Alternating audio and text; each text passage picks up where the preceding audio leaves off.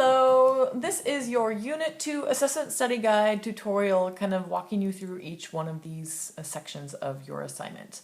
So your long-term target is going to be, I can use the periodic table to predict the relative reactivity of metals in groups 1, 2, and 3. So this very beginning is going to be related to the assignment that you had, which was the atomic structure practice. I'm going to complete this table and kind of walk you through what you need to do for this. And then the next video will have the Bohr model FET. And the next video after that will have all the different sections kind of chunked out if you need certain help with certain sections, but less help with other sections. So to kind of to read our instructions are to complete the table. There's enough information given for each element to determine all the missing numbers. When filling in the symbol, make sure to include the mass number and atomic number, like this example. As a reminder, with the example, you've got the mass number, and the mass number is equal to the protons plus the number of neutrons. So that's the number that always goes in the upper left hand next to the symbol. And then the atomic number will also represent the number of protons. I'm going to show you very briefly as a reminder where to find that on the periodic table. So our first one that we have here is titanium. Right here, this is in the upper left, so that is considered to be the mass number. So we can go ahead and put the mass number right here, which is 51. Titanium, look to your periodic table if you already if you've already done it. You have this periodic table in the back of your notebook. Here is titanium. Titanium's atomic number is right here, so which also indicates that this number in the upper right-hand corner of your periodic table is also going to be your atomic number. That atomic number we're going to put right in here,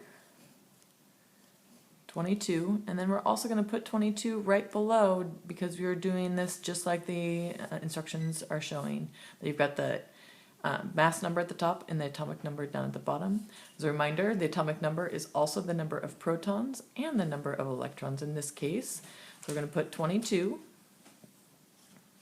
And the number of electrons to have a neutral atom is going to always be the same. So the number of neutrons, as a reminder, is a little bit trickier. So remember that, so we've got the mass number is equal to the number of protons plus the number of neutrons. If we know the number of protons and we know the number of the mass number, we can determine the number of neutrons. The way that we can do that is we take the mass number, 51. I'm going to put it a little side, 51.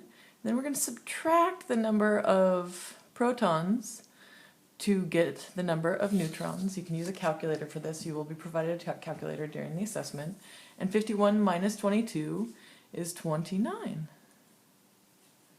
So I would write really big if I were you that there's 29 neutrons, and there you've got the first one done. Then gallium, here we already have the mass numbers given here. Gallium we can put in this upper right hand corner however you want to do it. So we've got 70. And then if we have, you can get this information from the table, or you can also use your periodic table, find gallium, which is right here, also with a atomic number of 31. And that atomic number is going to be the same number of protons, but we could have also gotten that from the number of electrons.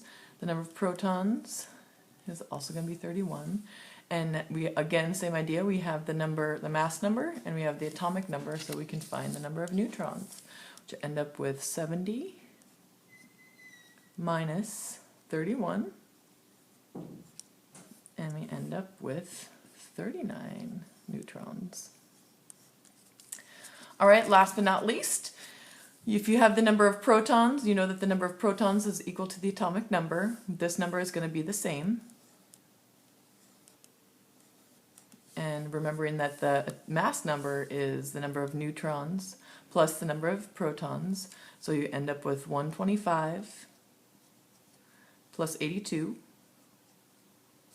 which is then equal to 207. And way to find out what is our symbol is you look at your periodic table, look for anyone that has the mass number of 82. And we end up with lead right here, atomic number of 82, not the mass number. So we go to lead, and so their symbol would be Pb. Mass number on top would be 207, and the atomic number would be 82. And that is your first one completed for your study guide, number 1, 2, and 3.